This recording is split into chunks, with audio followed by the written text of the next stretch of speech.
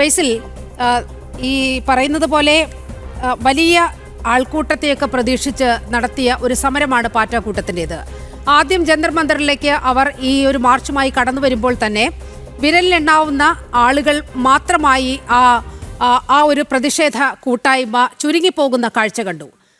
പിന്നീട് അവർക്ക് വലിയ ശക്തിയായി ഐസ വരുന്നു, SFI വരുന്നു, ASF വരുന്നു, ഒടുവിൽ ആം ആദ്മി പാർട്ടി വരുന്നു, കോൺഗ്രസിൻ്റെ ചില ആളുകളൊക്കെ അവിടെ വരുന്ന കാഴ്ച കണ്ടു. ഇപ്പോൾ ഇന്ന് നടന്ന പ്രതിഷേധം എല്ലാ സീമകളും ലംഘിച്ചുകൊണ്ട് രാജ്യ തലസ്ഥാനത്തിൻ്റെ സുരക്ഷയെപ്പോലും ബുദ്ധിമുട്ടിക്കുന്ന രീതിയിൽ വലിയ പ്രതിഷേധം അവിടെ ഉടലെടുക്കുന്നത് കണ്ടു. ഇത്തരത്തിലുള്ള വലിയൊരു പ്രതിഷേധത്തിന്റെ കാര്യം അവിടെ ഉണ്ടായിരുന്നു.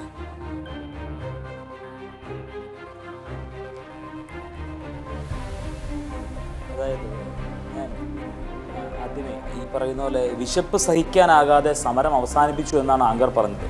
വിശപ്പ് സഹിക്കാനാകാതെ അല്ല ആങ്കർ സമരം അവസാനിപ്പിച്ചത്.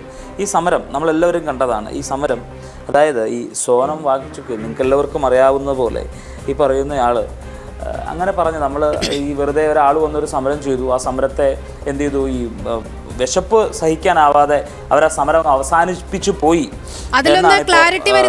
പറയുന്ന ആങ്കർ ഇപ്പൊ വിശേഷിപ്പിക്കട്ടെ.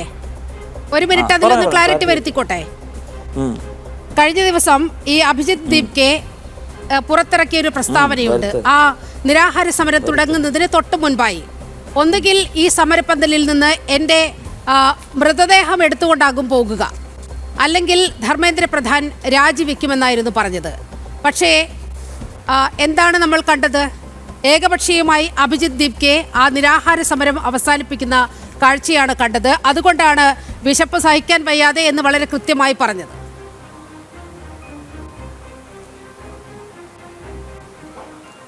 ഇനി ഞാൻ പറഞ്ഞോട്ടെ, പറയൂ.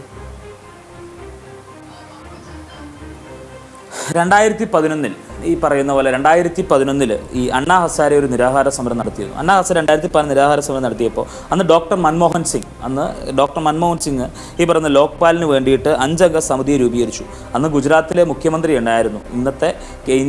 ഇന്നത്തെ ഭാരതത്തിൻ്റെ പറയുന്ന പ്രധാനമന്ത്രിയായിട്ടുള്ള നരേന്ദ്രമോദി ആയിരുന്നു അന്ന് ഗുജറാത്തിലെ മുഖ്യമന്ത്രി. അന്ന് ഗുജറാത്തിലെ മുഖ്യമന്ത്രിയായിട്ടുള്ള നരേന്ദ്രമോദി പറഞ്ഞൊരു സ്റ്റേറ്റ്മെൻ്റ് ഉണ്ട്, ഞാൻ മുഖ്യമന്ത്രിയായിപ്പോയി, ഞാൻ മുഖ്യമന്ത്രി അല്ലായിരുന്നുവെങ്കിൽ നിങ്ങളുടെ കൂടെ വന്ന് നിരാഹാരം ഇരുന്നേനെ എന്നാണ് നരേന്ദ്രമോദി പറഞ്ഞത്. ഇന്ന് നരേന്ദ്രമോദി ആരാണ്?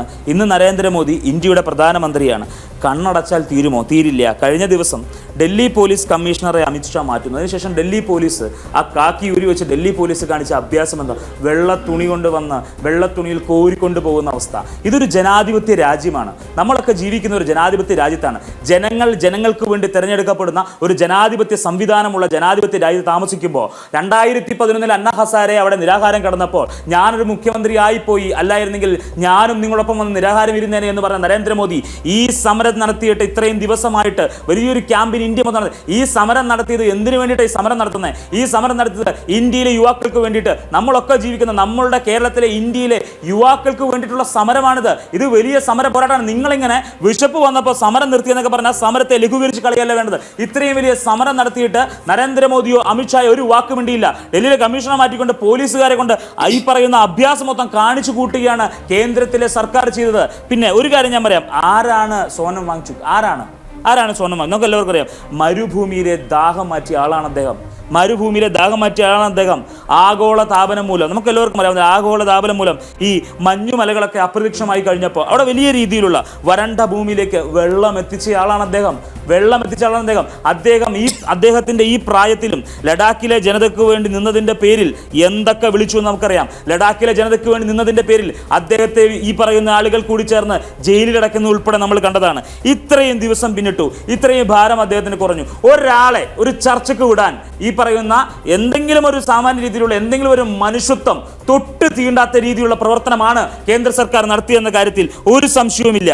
സത്യാഗ്രഹവും നിരാഹാരവും കിടക്കുന്നത് തെറ്റാണോ? സത്യാഗ്രഹവും നിരാഹാരവും കിടന്ന പാരമ്പര്യം നമ്മളൊക്കെ സ്വാതന്ത്ര്യ സമരത്തിൽ ഉൾപ്പെടെ നമ്മുടെ സ്വാതന്ത്ര്യ സമരത്തിലൊക്കെ ഉൾപ്പെടെയുള്ള നമ്മുടെ ആളുകൾ, നമ്മുടെ പൂർവികരൊക്കെ ഈ സമരങ്ങളൊക്കെ നടത്തിയിട്ട് ഒരു കാര്യം ഒരു സിസ്റ്റം, ഒരു കാര്യം, ഒരു ഫെയിലിയർ അല്ലെങ്കിൽ സിസ്റ്റം ചെയ്തു. അങ്ങനെ ചെയ്യുമ്പോൾ എന്താണ്? അതിന് സ്വാഭാവികമായി സമരങ്ങൾ ഉണ്ടാവും. സ്വാഭാവിക സമരങ്ങൾ ഉണ്ടാവും.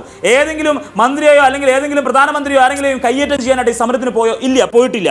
പിന്നെ ഒരു കാര്യം ഞാൻ പറയാം, ജൂലൈ ഓഗസ്റ്റ് മാസങ്ങളിൽ നീറ്റ് പരീക്ഷയിൽ മാത്രമല്ല ക്രമക്കേടുകൾ നടന്നിട്ടുള്ളത്.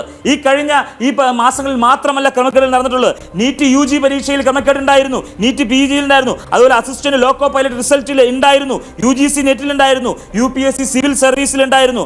അതായത് മൊത്തം കൂടി കണക്ക് കൂട്ടുമ്പോൾ ഏകദേശം 89 paper leakages was found in the last 10 years. Last 10 yearsൽ ആരാ ഇന്ത്യ ഭരിക്കുന്നത്? ഈ ലാസ്റ്റ് 10 yearsൽ അറൌണ്ട് 89 പേപ്പർ ലീക്കേജസ് ഉണ്ടായിരുന്നു. അറൌണ്ട് 65 പേപ്പർ ലീക്കേജ് നടന്നത് എന്താണെന്നറിയോ? 2019 to 2024 കാലയളവിലാണ് അറൌണ്ട് 65 പേപ്പർ ലീക്കേജ് നടന്നത്. അറൌണ്ട് 67 ലാക്ക് സ്റ്റുഡൻസ്, അതായത് 67 ലക്ഷം കുട്ടികൾ എന്തുണ്ടാക്കി? ബുദ്ധിമുട്ടുണ്ടാക്കി. ഇത് രൂപേണ 2021 മുതൽ 26 വരെ എത്ര കുട്ടികൾ? 90-ലധികം കുട്ടികൾ സൂയിസൈഡ് ചെയ്തു. ഇത്രയും വലിയ സെൻസിറ്റീവ് ആയിട്ടുള്ള മാറ്ററിന്റെ പുറത്ത് ഒരു സ്റ്റേറ്റ്മെന്റ് പറയാൻ ഈ പറയുന്ന ഇന്ത്യയുടെ ഏതെങ്കിലും ഒരു മന്ത്രി തയ്യാറാവുന്നുണ്ടോ? ഏതെങ്കിലും ഒരു മന്ത്രി തയ്യാറാവുന്നുണ്ട്? വിശപ്പ് കാരണം സമരം അവസാനിപ്പിച്ചു. ഇത്രയും വൃത്തികെട്ട രീതിയിൽ അതിനെ വളച്ചൊടിക്കരുത്. ഇത്രയും വൃത്തികെട്ട കേരളത്തിലെ ഇന്ത്യയിലെ യുവാക്കളുടെ ഭാവി വെച്ചിട്ട് അതിനെ കച്ചവടം നടത്തുകയാണ്. നീറ്റ് ചോർന്നത്, നീറ്റ് ചോദ്യ പരീക്ഷയുടെ പേപ്പറുകൾ ചോർന്നത് 30 ലക്ഷം രൂപ വരെ വാങ്ങിയിട്ട് നമുക്ക് എല്ലാവർക്കും അറിയാലോ. ബാക്കി എല്ലാ രാജ്യങ്ങളിലും ഇങ്ങനെയുള്ള എൻട്രൻസ് പരീക്ഷകൾ നടക്കുന്നുണ്ടല്ലോ. ഒരു രാജ്യത്തും ഇത്രയും ചോർച്ചയില്ലല്ലോ. അപ്പോൾ വൻകിട കോർപ്പറേറ്റുകൾക്ക്, വൻകിട ആളുകൾക്ക് നീറ്റിന്റെ പരീക്ഷാ പേപ്പർ ഉൾപ്പെടെ എല്ലാ ഈ സിസ്റ്റത്തിലുള്ള യുവാക്കളുടെ ഭാവിയെ എന്ത് പറയുക, നശിപ്പിക്കുന്ന രീതിയിൽ വലിയ രീതിയിലുള്ള കച്ചവടം നടത്തിയിട്ട് വന്നിരുന്നതിനെ ന്യായീകരിച്ച് വർത്താനം പറയരുത്. വർത്താനം പറയേണ്ടത്. പിന്നെ എന്റെ അപ്പുറം സഹ പാനലിസ്റ്റ് ഒരു കാര്യം പറയുകയുണ്ടായി. കർഷകരുടെ രൂപത്തിൽ, അതുപോലെ ബോക്സിംഗ് താരങ്ങളുടെ രൂപത്തിൽ, ഇപ്പോൾ വിദ്യാർത്ഥികളുടെ രൂപത്തിലൊക്കെ വരുന്നതെന്ന് പറയണ്ടായി. ഞാനൊരു കാര്യം പറയട്ടെ, കർഷകർക്ക് വേണ്ടി സമരം ചെയ്തതാണ് ഞങ്ങൾ. ഈ കർഷകർക്ക് വേണ്ടി ഞാൻ പറയട്ടെ, ഒരു സിസ്റ്റം അല്ലെങ്കിൽ ഒരു ഭരണ സംവിധാനം അവർ ചെയ്യുന്ന കാര്യങ്ങൾ തെറ്റാണെങ്കിൽ സ്വാഭാവികമായിട്ട് സമരങ്ങൾ ഉണ്ടാവും. ആ സമരങ്ങൾ നടത്തുമ്പോൾ അവരുടെ ആവശ്യങ്ങൾ എന്താണ്? അത് അംഗീകരിക്കപ്പെടേണ്ട ആവശ്യമാണെങ്കിൽ അത് അംഗീകരിച്ച് മുന്നോട്ട് പോകണം. ഇത്രയും വലിയ കൊടും കൊള്ള ചെയ്തിട്ട് അതിനെ വന്നിരുന്ന് ന്യായീകരിക്കുകയല്ല ചെയ്യേണ്ടത്. ഞങ്ങളുടെ നേതാവ് ശ്രീ രാഹുൽ ഗാന്ധി വലിയ ക്യാമ്പയിനുമായിട്ട് മുന്നോട്ട് പോവുകയാണ്. ഛാത്രം കി ഗൂഞ്ച് എന്ന് പേരിട്ടുകൊണ്ട് അറൌണ്ട് 20 സിറ്റീസിൽ ഇന്ത്യയൊട്ടാകെ 40 ദിവസം നീണ്ടു നിൽക്കുന്ന ക്യാമ്പയിനുമായി മുന്നോട്ട് പോവുക. യൂത്ത് കോൺഗ്രസും KSUവും കൂടി തിരുവനന്തപുരത്ത് കഴിഞ്ഞ ദിവസം അതിന്റെ ക്യാമ്പയിൻ നടത്തുകയുണ്ടായി. ഓഗസ്റ്റ് 9 തീയതി ഡൽഹിയിൽ വെച്ച് ഡൽഹി ചലോ പ്രൊട്ടസ്റ്റ് എന്ന പേരിൽ ധർമ്മേന്ദ്ര പ്രധാൻ എന്ന് പറയുന്ന മന്ത്രി രാജിവെക്കണമെന്ന് ആവശ്യപ്പെട്ടുകൊണ്ട് വലിയ ക്യാമ്പയിനുമായിട്ട് ഇന്ത്യൻ നാഷണൽ കോൺഗ്രസ് മുന്നോട്ട് പോവുകയാണ്.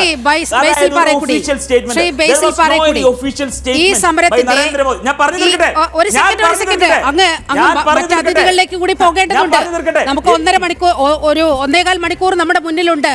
എല്ലാം നോക്കൂ, അങ്ങ് ഈ സോനം വാങ്ചുക് ആരാണെന്ന് എന്നോട് ചോദിക്കുകയുണ്ടായി. അതായത് ഈ ചർച്ചയിൽ പങ്കെടുത്തുകൊണ്ട് ചോദിക്കുകയുണ്ടായി. 2007 ഇവിടെ ഭരിച്ചിരുന്നത് ആരാണ്? കേന്ദ്ര സർക്കാർ ആരായിരുന്നു? കോൺഗ്രസ് ആണല്ലോ. അന്ന് കാശ്മീരിൽ കോൺഗ്രസ് നേതൃത്വം കൊടുക്കുന്ന സർക്കാർ. ആ സർക്കാരിൻ്റെ ഒരു റിപ്പോർട്ടുണ്ട് സോനം വാങ്ചുക്കിനെതിരെ.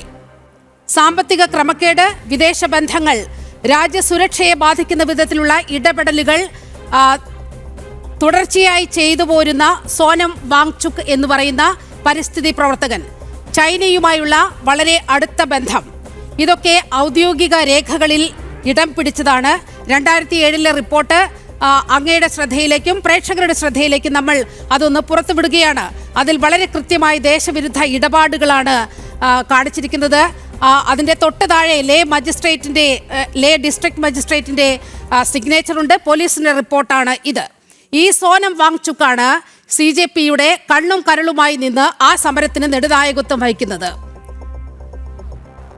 ലേ വഴി ചൈനീസ് അധിനിവേശം ഉണ്ടായാൽ ഭാരതത്തിലേക്കുള്ള വഴി ചൈനക്കാർക്ക്, ചൈനീസ് പട്ടാളത്തിന് കാണിച്ചു കൊടുക്കുമെന്ന് പറഞ്ഞ സോനം വാങ്ചുക്ക്, ആ സോനം വാങ്ചുക്കിന്റെ നേതൃത്വത്തിലാണ് ഇത്തരത്തിലൊരു സമരം നടക്കുന്നത്.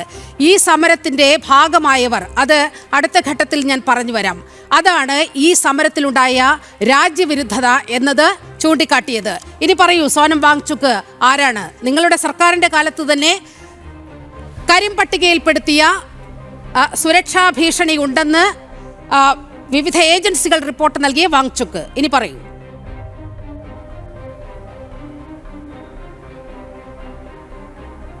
സോനം വാങ്ചുക് എന്ന് പറയുന്ന വ്യക്തി നിങ്ങൾ പറഞ്ഞതുപോലെ, അതായത് കോൺഗ്രസ് ഈ പറയുന്ന കോൺഗ്രസ് സംസ്ഥാനം ഭരിക്കുമ്പോൾ ഇങ്ങനെ ഒരു റിപ്പോർട്ട് വന്നിട്ടുണ്ട്. ആ റിപ്പോർട്ടിന് പുറത്ത് അന്ന് അവിടെ അന്വേഷണം നടന്നു. ഞാനൊരു കാര്യം പറയാം, ഇങ്ങനെ അന്വേഷണങ്ങൾ അത് ആർക്കുമെതിരെ ഈ പറയുന്ന പോലെ റിപ്പോർട്ടുണ്ട് അല്ലെങ്കിൽ ഇതിനെതിരെ ഇദ്ദേഹത്തെ എന്ത് കുറ്റത്തിന്റെ പേരിലാണ് ഈ പറയുന്ന BJP ആളുകളെ പിടിച്ച് ജയിലിലിട്ടത്? എന്ത് കുറ്റത്തിന്റെ പേരിലായിരുന്നു ആങ്കറയെ പിടിച്ച് ജയിലിലിട്ടത്?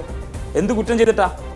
അപ്പോൾ ആരോപണങ്ങൾ നമുക്ക് എല്ലാവർക്കും അറിയാം, ഓരോരുത്തർക്കെതിരെ പല ആരോപണങ്ങളും കാര്യങ്ങളൊക്കെ വരും. പക്ഷേ ഒരു കാര്യം ഞാൻ പറയാം, ഇന്ന് ഈ ഒരു സമരവുമായിട്ട് അദ്ദേഹം മുന്നോട്ട് പോയിട്ടുണ്ടെങ്കിൽ ഇന്ത്യയിലെ യുവാക്കൾക്ക് വേണ്ടി, യൂത്തിന് വേണ്ടിയിട്ട്, ഇന്ത്യയിലെ യുവതയുടെ ഭാവി അത് അവതാളത്തിലാണ് എന്ന് കണ്ടുകൊണ്ടാണ് ഇത്തരത്തിലുള്ള കാര്യങ്ങൾ ചെയ്തത്. ഇനി ഒരു കാര്യം ഞാൻ പറയട്ടെ, there was no any official statement. ഈ പറയുന്ന ധർമ്മേന്ദ്രയുടെ ഭാഗത്തു നിന്നും there was no any official statements from Narendra Modi, there was no any official statements from BJP, ഈ പറയുന്ന BJP ഭാരതീയ ജനതാ പാർട്ടിയുടെ കേന്ദ്ര നേതൃത്വം, സംസ്ഥാന നേതൃത്വം. ഇതിന്റെ പുറത്തൊരു സ്റ്റേറ്റ്മെന്റ് പറഞ്ഞില്ലല്ലോ. പേപ്പർ ലീക്കേജ് നടന്നിട്ടില്ല. ഞാൻ പറയട്ടെ, ഈ അരി എത്രയെന്ന് ചോദിക്കുമ്പോൾ മറ്റൊന്നല്ല പറയണ്ടേ.